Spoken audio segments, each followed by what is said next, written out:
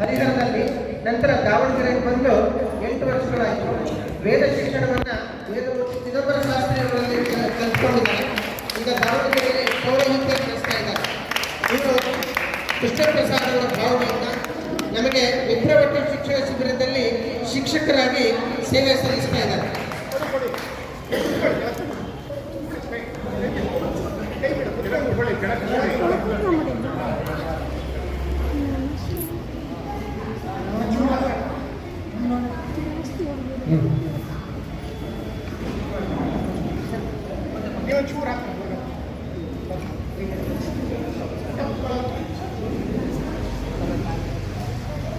ಹೈಸ್ಕೂಲ್ನಲ್ಲಿ ಗಣಿತ ಶಿಕ್ಷಕರಾಗಿ ನಂತರ ಮುಖ್ಯೋಪಾಧ್ಯಾಯರಾಗಿ ನಿವೃತ್ತಿ ಹೊಂದಿದ್ದಾರೆ.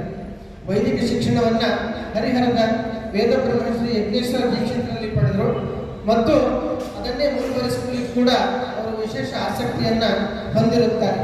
ಈ ದತ್ತಾತ್ರೇಯ ಜೋಶಿ ಅವರು ಇದ್ದಾರೆ.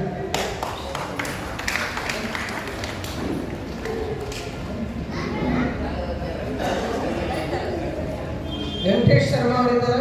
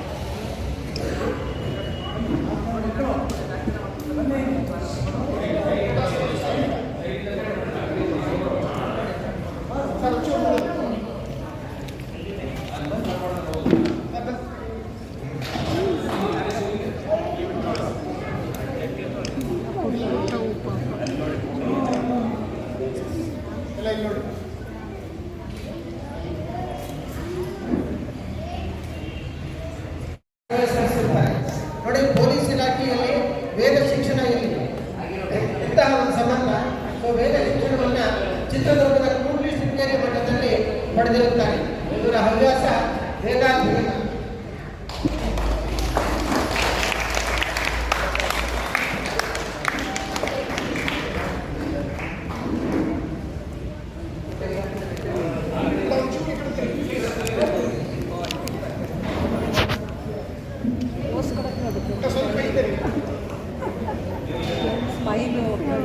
ಮುಂದೆ ವೆಂಕಟೇಶ್ ಅವರು ದಯಮಾಡಿ ಸಿದ್ಧ ಇರಬೇಕು.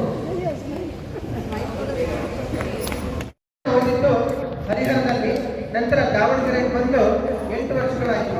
ವೇದ ಶಿಕ್ಷಣವನ್ನ ಚಿದಂಬರ ಶಾಸ್ತ್ರಿಯವರಲ್ಲಿ ಕಲ್ತ್ಕೊಂಡಿದ್ದಾರೆ.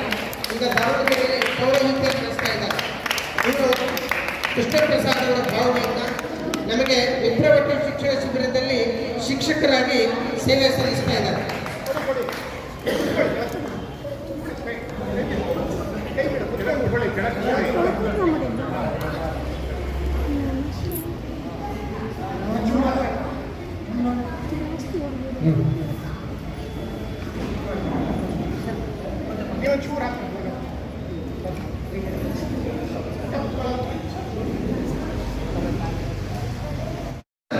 ಚಿತ್ರದುರ್ಗದಲ್ಲಿ ಆಗಿದೆ. ಖಾಸಗಿಯಾಗಿ ನೌಕರಿ ಮಾಡ್ತಾ 10 ವರ್ಷಗಳ ನಂತರ ಅನ್ನಪೂರ್ಣೇಶ್ವರಿ ದೇವಸ್ಥಾನದಲ್ಲಿ ಪ್ರಧಾನ ಅರ್ಚಕರಾಗಿ 13 ವರ್ಷ ಸೇವೆ ಸಲ್ಲಿಸಿದ್ದಾರೆ. ನಂತರ ಪೌರೋಹಿತ್ಯಕ್ಕೆ ಆಶ್ರಯಿಸಿದ್ದಾರೆ. ಈ ಶಿಬಿರದಲ್ಲಿ ಋಗ್ವೇದ ಶಿಕ್ಷಣವನ್ನು ಓದಿಕೊಳ್ತಾ ಇದ್ದಾರೆ.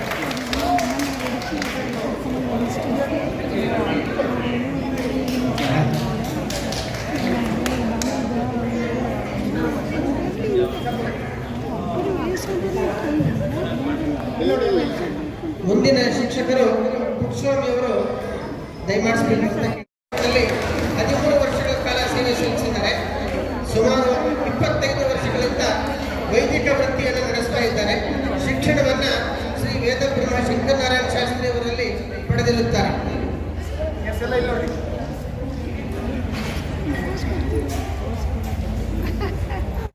39 ವರ್ಷ ಸೇವೆ ಸಲ್ಲಿಸಿ ನಿವೃತ್ತರಾಗಿ ದಾವಣಗೆರೆಯಲ್ಲಿ ನೆಲೆಸಿದ್ದಾರೆ.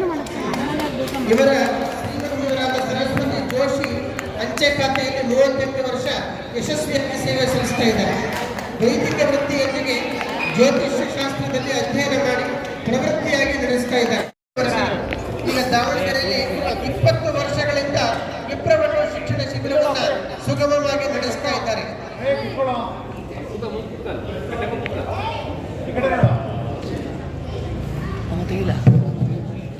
ಎಲ್ಲರೂ ಬಂದ್ಬಿಟ್ಟು ಜನನ ಉಡುಪಿಯ ಹತ್ತಿರ ಉಡುಪಿಯವರ ಮರಳು ದಾವಣಗೆರೆಯಲ್ಲಿ ಜಾಸ್ತಿ ಹುಡುಗರು ಸೇರಿಸಲಾಗಿ ಕೆಲಸ ಮಾಡ್ತಾ ಇದ್ದಾರೆ. ಕಳೆದ 15 ವರ್ಷಗಳಿಂದ ಕರಾಟೆಯಲ್ಲಿ ಸ್ವತಃ ಅನುಭವ ಪಡೆಯುತ್ತಾ ಸುಮಾರು 100 ಮಕ್ಕಳಿಗೆ ತರಬೇತಿ ನೀಡ್ತಾ ಇದ್ದಾರೆ.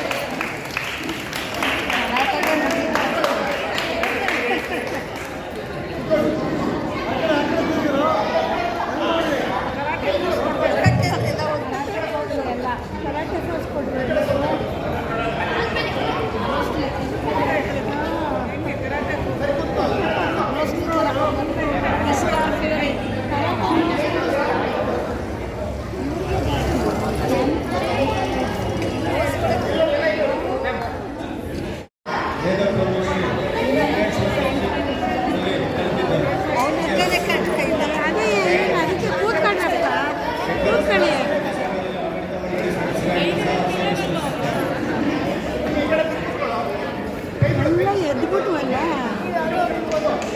ಕೂತ್ಕೊಳ್ಳಿ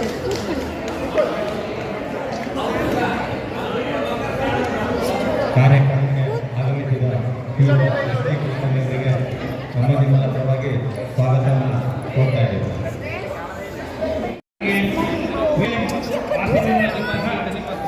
ಮತ್ತೊಬ್ಬ ಗಣ್ಯರಾದಂತಹ ವೇದ ಬ್ರಹ್ಮರ್ಷಿ ಶಿವರಾಮ್ ಶರ್ಮಾ ಇವರು ವೃತ್ತಿಯಿಂದ ಮೂಲವಾಗಿ ಪುರೋಹಿತರು.